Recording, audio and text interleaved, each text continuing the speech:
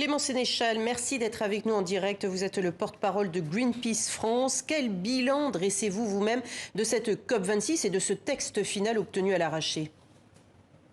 Alors ce bilan, c'est une tragédie pour l'humanité et une trahison pour les pays les plus vulnérables. On a une COP qui était dessinée pour les élites occidentales, on a un compromis final qui profite essentiellement aux pays riches au détriment des pays les plus pauvres. L'argent requis et promis n'est toujours pas mis sur la table, hein. Ce sont des financements internationaux qui sont nécessaires pour que les pays en voie de développement organisent leur transition écologique, mais également qu'ils puissent s'adapter aux impacts du réchauffement climatique qui est commencé, je le rappelle. Par ailleurs, l'Union européenne, les États-Unis et la France ont refusé d'avancer sur le dossier des pertes et dommages, c'est-à-dire qu'ils ne veulent pas dédommager les pays les plus exposés pour les dégâts climatiques qu'ils subissent.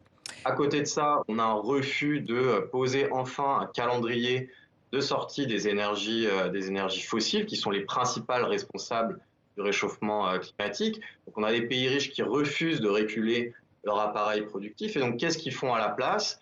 Ils mettent sur la table de la compensation carbone sous forme de marché, de crédit, qui est inefficace, qui est inopérante et qui surtout reporte la charge de l'action climatique sur les pays qui sont le moins responsables de réchauffement climatique. Donc, c'est profondément choquant et immoral. Et on sort de cette COP avec une trajectoire à plus de 2,4 degrés d'ici à la fin du siècle, c'est-à-dire 6 ans après l'accord de Paris, une communauté internationale qui refuse de respecter l'accord de Paris. Merci beaucoup Clément Sénéchal pour cette réaction à chaud, donc quelques heures après la sortie du texte définitif de cette COP26. Merci.